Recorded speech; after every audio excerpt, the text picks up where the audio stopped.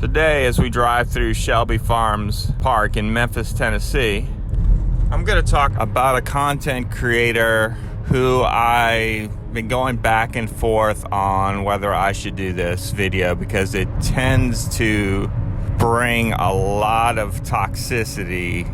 Katie Joy of Without a Crystal Ball seems to be a lightning rod for controversy with YouTube creators. I'll go into my experience as far as when I discovered her and what I noticed about her detractors. I'll start with the recent, I guess it's been called an expose on Katie Joy by CC Suarez, who's another content creator. There was a lot of buildup. CC Suarez has a large following, not as large as Katie Joy's, but close to 100,000, I believe. She made a name for herself by doing a lot of multi-level marketing commentary. I do think she has some good content. She does dip her toe in the T-drama YouTube world, and I was looking forward to her Katie Joy video. I was wanting to possibly just see things from a neutral perspective. At the end of it, though, I was slightly disappointed. I didn't feel like it uncovered anything new. I think it went over things about Katie Joy that's already been brought up, like hypocrisy. She goes after people. She's not very well liked.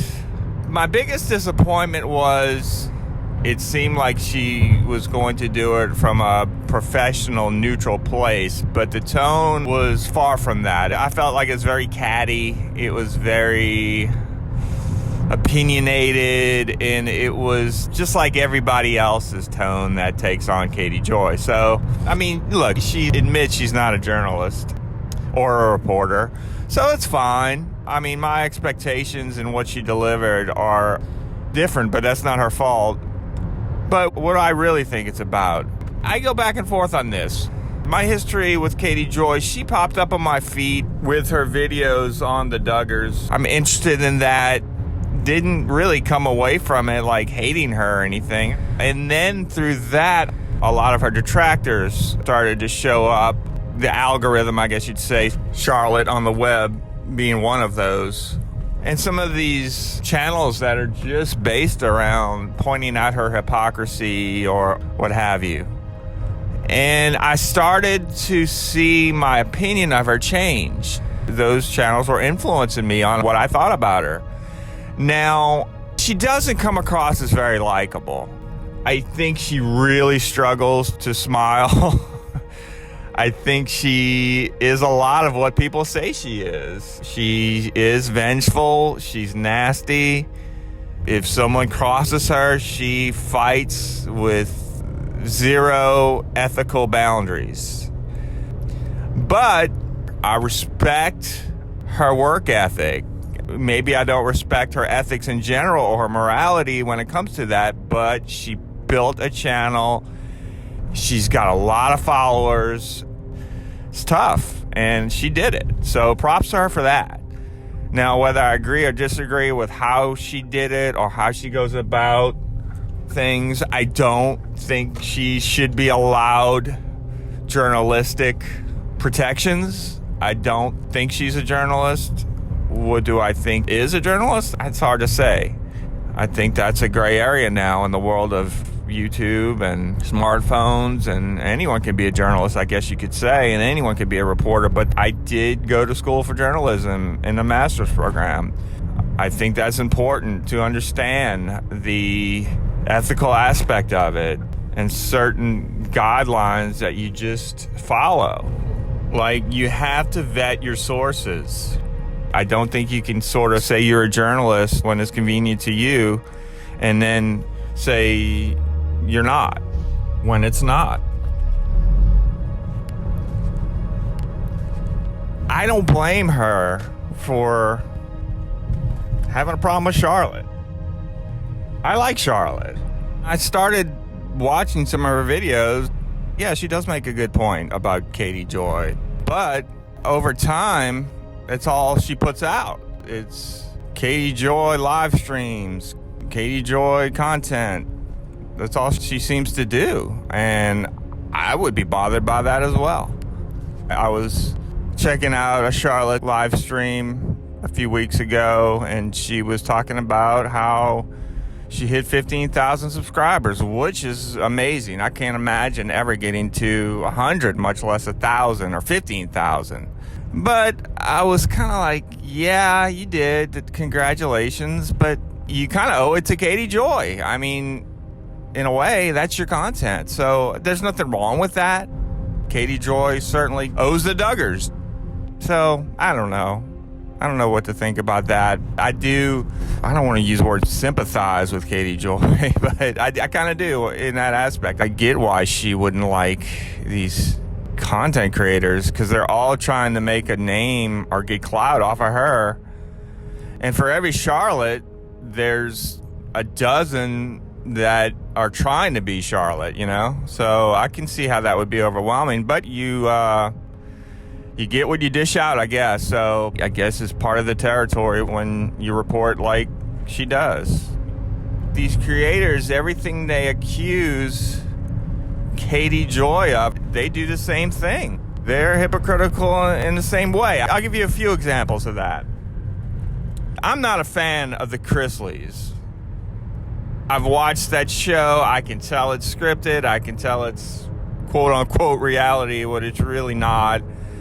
And when he was brought up on charges for tax evasion, it didn't surprise me at all. You can't just brush it off and say he didn't pay his taxes. There was a lot of fallout from that. There were a lot of small banks and small businesses that suffered from that. I don't think Todd's a saint. Lindsay Chrisley, we don't know what she was up to. I think she was playing both sides. I think she was playing Katie and playing her dad, in my opinion. But it's funny to watch everyone say, oh, let's be Team Chrisley, let's be Team Todd, and he's going to take her down. And the things that came up in court are essentially what Katie Joy's been saying. So, you know, I think that trial showed that Katie in some aspects were right, and that just burns people up. Same thing with the latest drama with the McRae Molly Golightly situation. Molly Golightly is not someone, in my opinion, that you want to fly the flag for. I don't know much about her content, but I have seen it in the past. I kind of wrote her off when she's in front of Brian Laundrie's parents' house screaming for them to come out. I mean, come on. That was a red flag for me. So I see the Charlottes of YouTube say, oh, let's go Molly Golightly, take Katie down.